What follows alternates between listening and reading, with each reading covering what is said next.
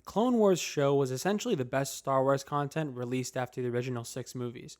It focused on core legacy characters and told interesting stories that actually helped fill in the gaps of time that were skipped over in the prequel movies.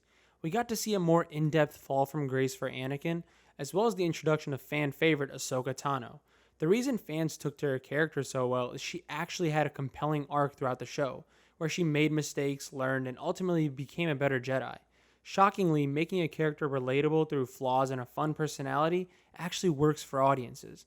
That brings us to the Ahsoka Disney Plus show, and while it's not the worst show they've pumped out, the other shows set the bar extremely low, so it's not hard to come up with something better.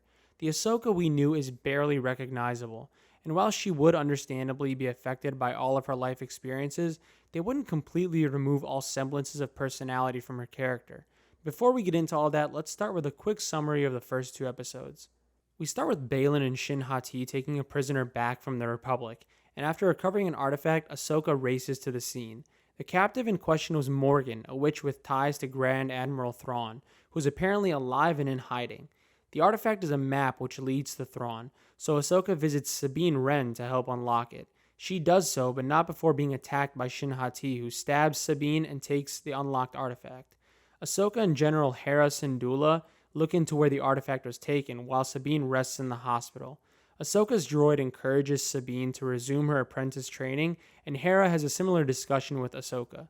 They discover remnants of the Empire, and after a battle, the enemy gets away, but Hera manages to get a tracker on one of their ships. Then Ahsoka gets a message from Sabine, who's rocking a horrendous new strong female character haircut, some Mando armor, and her lightsaber, as she tells Ahsoka she's ready to train. There's a lot to dissect here, so let's start with Ahsoka herself.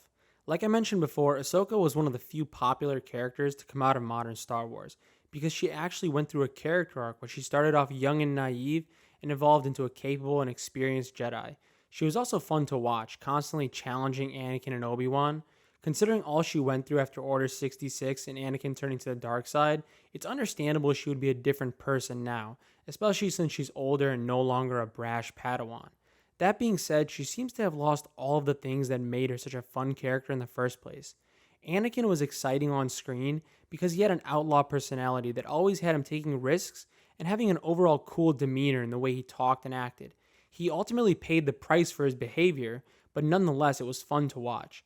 Ahsoka had her own version of that on Clone Wars, but here it looks as if the life has been drained out of her. Look how they massacred my boy. Stoic is a word everyone is throwing out there to describe her now, and they're not wrong. Stoic characters rarely work, and when they do, it's due to a combination of factors, none of which are present here. You can't have all your characters be stoic and rely on droids for levity. The show loses all its humanity and personality. Stoic characters need outgoing extroverts to challenge them and bring them out of their shells, so the audience can see what makes them tick. Yes, Ahsoka does have reason to be more stoic than she used to be, but for her to totally become a different person seems like an odd decision to make considering she was already a popular character. In fairness, Lucasfilm isn't known for handling the futures of their characters that well to begin with. Sabine Wren is yet another stoic character the show brings in from the animated shows. Her and Ahsoka are pretty much cut from the same cloth here, so not much to discuss about her personality. She shows a bit more character than Ahsoka in fairness, and they try to give her the outlaw personality in her first scene. It's an odd scene because she seemingly agreed to be at the ceremony, yet ditches the event. Not sure what's so cool about breaking your word. Given the circumstances, I understand why she wouldn't want to be there, but why agree to it in the first place? The worst part is she doesn't even seem sorry about what she did. When confronted, she just jokingly brushes it off as if nothing happened. That's just her first scene. Ahsoka seeks her out to solve an insanely complicated puzzle. After a long, intense amount of deliberation, she turns the sphere. That's it. A drunk monkey could have solved that puzzle. If Ahsoka sat down for a minute and played with the sphere, none of this would have been necessary. Also, why is Thrawn's location hidden on a map in an ancient temple? Why even allow your location to be accessible if you're hiding while everyone thinks you're dead? The only power I have is that I believe we can do better. Possibly the most ridiculous part of the premiere was the fact that yet again Lucasfilm diminishes the effects of a lightsaber by having Sabine get stabbed only to be fine the next episode. I'm not going to pretend you can't survive a lightsaber attack, even though it is highly unlikely, but to recover so soon and seemingly exhibit no long-term side effects is insane. Poor Qui-Gon is probably looking down on this and getting ready to make a call to Lucasfilm HQ. I will look for you. I will find you. And I will kill you. As far as the villains go, the late great Ray Stevenson does a pretty good job considering the shit script he's given. He's intimidating but ultimately underutilized in the premiere. His apprentice Shin Hati is an interesting character. On the one hand, she definitely seems special, and anyone who watched the show knows what I mean. It was clear they wanted her to go for the crazy character with the wild look in her eyes, and sometimes it works, like during her fight with Sabine. Other times, it just looks like she's developmentally disabled.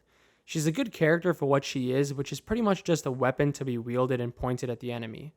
I've always been a fan of Star Wars stories focusing on Jedi, so seeing the Sith Master and Apprentice dynamic at work again was entertaining. I hope she gets more fight scenes and they do her character justice, because she might end up being the one character I like on this show. Really hoping they don't pull a classic Lucasfilm move and have her kill her master, only for us to discover she's not a bad person after all. Morgan the Witch is a character I found myself not caring about at all. She seems like she's just a gateway to Thrawn and spends most of her time bossing Ray Stevenson around. I get they're saving Thrawn for a big reveal, but her role definitely should have been his. Then there's the droids, and frankly, not even sure what to say about them. Announcing that you're going to self-destruct after being attacked sounds like a pretty shitty battle plan. What if they were on a ship? Also love the scene where Sabine punched a droid and seemingly felt no pain in her hand. Really reminded me of the scene where Obi-Wan kicks General Grievous and it looks like someone shot him in the leg. Not sure what biological beings these are supposed to be, but to be able to punch a metal droid and not feel pain, their bones must be denser than the writer's brains. Where was it you graduated from again? The University of Duh. The perception around this show leads me to think Dave Filoni is becoming the next Zack Snyder. Both did some great work early on, and they earned themselves a cult following who support anything they put out due to loyalty alone. The issue with that is it lets directors indulge in their egos and tends to lead to things like the massive amounts of slow motion shots in Zack's Justice League. Here, it's clear Dave wants the audience to watch his animated shows and has turned the TV universe into one that revolves around his creations, like Ahsoka, Bo-Katan, and Sabine. We also get a lot of lingering shots and empty moments of silence, to the point where both episodes could have easily cut a quarter of their runtime without any effect on the story. Time will tell how that works out when we get the rest of the episodes and the movie Kathleen Kennedy promised him, although we know how much her promises are worth these days. It's worthless. A few positive takeaways I had were that the graphics and cinematography on this show were definitely better than the other Disney Plus shows. There were some obvious green screen scenes, but overall the show looked good. This might be the first product to be affected by all these changes concerning VFX at Disney.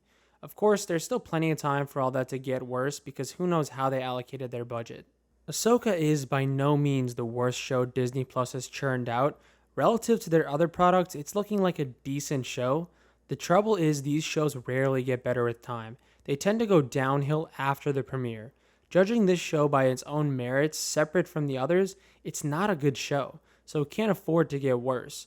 Looking at some of the aspects of the show, like the stoic reinvented characters of Ahsoka or Sabine, the dull villains with a sliver of potential, and the clear ego Dave Filoni is pumping into this show, things aren't looking great. I really hope this show proves me wrong because man, do I miss having good Star Wars content, but at this point, Lucasfilm has proven that having hope is pointless and just sets you up for more disappointment.